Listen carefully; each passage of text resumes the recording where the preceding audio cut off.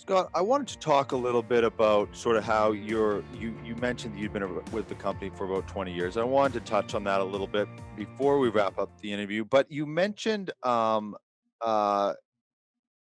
what I don't think that's s- it's called Sparkling, but I've got it written right here. Yeah, What StarClean. StarClean? Yeah. Yep. Sorry, there's a spelling error. It was Mhm. SR StarClean, and then you mentioned Alma. You also mentioned the keychain supplier, that you work with, but I don't think you mentioned their names. Which company is that? Yeah, so we have a couple other very key strategic partners that we have. So we have Cincinnati Mine Machinery, who looks after underground conveyor chains, crawler chains, and other components that again we've um, had a wonderful relationship with them for about 50 years now, and they are yeah they're quite the industry leader in terms of conveyor chains and crawler chains, other components for continuous miners, boring machines, and road headers, as well as trim chains for boring machines. Um, we have Bodell Company, who provides cutter bars and trim chains for underground boring machines as well, and for some of the other soft rock applications. And again, just recently we have our one of our key strategic partnerships with Kennametal to be able to provide just a vast array of other, carbide components, wear components, and other cutting tools for underground mining, surface mining as well. And so it's a lot of it is just it's gathering these together to be able to provide, kind of an all-encompassing, set of components to be able to, I guess, to offer a customer, but to have tools in our toolbox to be able to provide solutions for them. Right.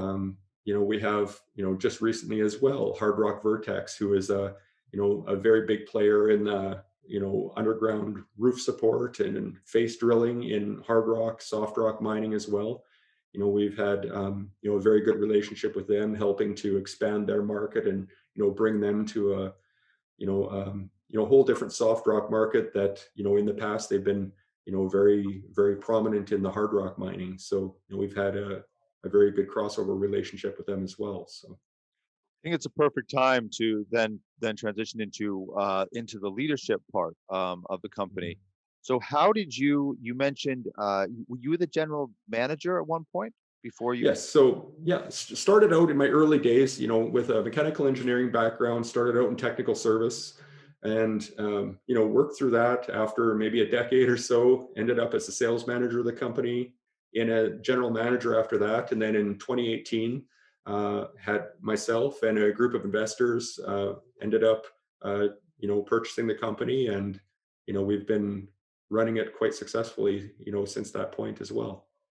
was the group of is that a group that you assembled together, or is it a group that was interested and you joined up with? How did that come about? Yes, so it was a group that they're actually, again, leading back to the idea of strategic partners. They're somebody who, again, we're able to provide a lot other than financial backing. So they also serve as my board members with me as well.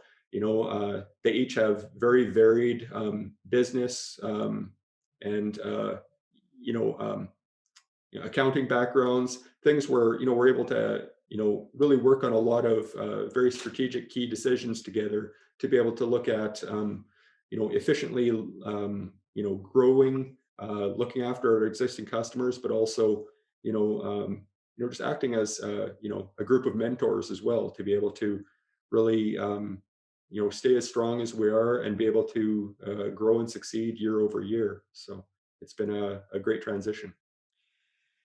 I don't want to just sort of let I think a key part of sort of a through line, like you said about strategic partners, is sort of becoming a theme in this interview, and I Yep. want to dig into it in the sense that you hear that term a lot. Yep. Um, Ironically, you actually hear talk about partnerships. I know this seems a little bit strange and a little bit negative, but you actually hear it from, it seems to me, a lot of people that almost don't play well with others. It's like they're expecting Yes. partners to come on board. Yeah. But you've really, your whole career has revolved around doing that. And Mhm. I'm curious, and I've asked this kind of question before on the show, but I'm very curious your answer because you've had so many different types of partners as the businesses evolve. Yeah. Were you 22 years old and you thought I'm going to learn how to develop partnerships and relationships and this sort of thing, or were you not? Was it just a natural progression? Yeah, I guess really a lot of it, like I say, the whole idea is looking after the needs of the customer, but really looking at it thoughtfully. And if you're going to develop a partnership with somebody, it has to be something that serves both parties. It can't be one-sided. It has to be something that each offers something and is able to enrich that relationship. So, whether it be a strategic partnership with a vendor or with a client, or just a colleague in the industry, it's something where we're able to help grow from that and build off each other's strengths. And so it's something that you definitely have to check your ego when you're going into a lot of these, because the idea is, the old cliche of surround yourself with people smarter than yourself. You have to bring people that help elevate you, but to help you want to strive to provide something better, whether it's to provide something better for yourself and your family, which is natural at the end of the day. That's kind of the reason why you're here, but it's also to help your customers to be able to improve efficiencies and their own return on the investment, to be able to make sure that these relationships last for the long term. And so a lot of these relationships you build have to be something that benefits everybody involved, whether it benefits us, the vendor, as well as that end customer, so that we're able to provide value at the end of the day, because that's really where it all comes down to, is the customer and our clients and our partners are looking for value, and that's what we need to provide them. So when did your group come together? Sorry, I know you said, but I can't remember which when you said it. When did your group? How many years ago was that? In 2018, so we're going into our third year, really. Oh, okay, okay. So it's been Yeah. fairly new. So I have to Yeah. ask, that must be quite. You've been in the business a long time, so I mean, Mhm. I don't know what you're like. For me, that stuff sort of gets me amped up, and it's almost a rush. Yes. What was that like putting that together? I mean, that moment when you go, okay, we're going to do this. We're going to try to get a Mhm. deal done.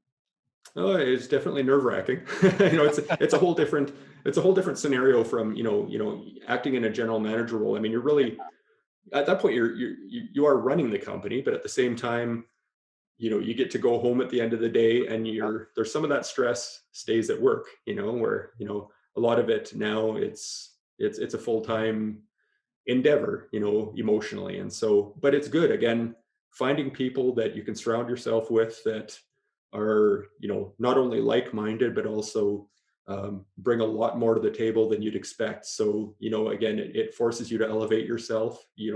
They all are able to provide something that, fills a lot of those gaps that I may have in my own skill set, to help me build and bring a more well-rounded approach to leadership and growing the company. Through you because you've had a few different roles. I think it's a relevant question. Is what over the years, what's been the most challenging job? What's out of all of them, even if it was your first one, whichever one it was, what did you wake up one day and go, this is tough? Well, I mean, I would say, probably, I mean, really, it would be the more recent of, I guess, leading in both a leadership and an ownership role, where, I mean, you have a few different facets. Of course, there's the, leading the company from an operational standpoint, a financial standpoint, but then you have a lot more. At the end of the day, you have a lot more ownership over the HR aspect of the Right. company as well, which is a different challenge. So Yeah. it's a lot of different facets kind of pointing at you at all times. Yeah, it's sort of a different thing, right? Because you're walking in, you are running the company as a GM, but then the next day you walk in and now you're one of the owners of the company, and these people that Mhm.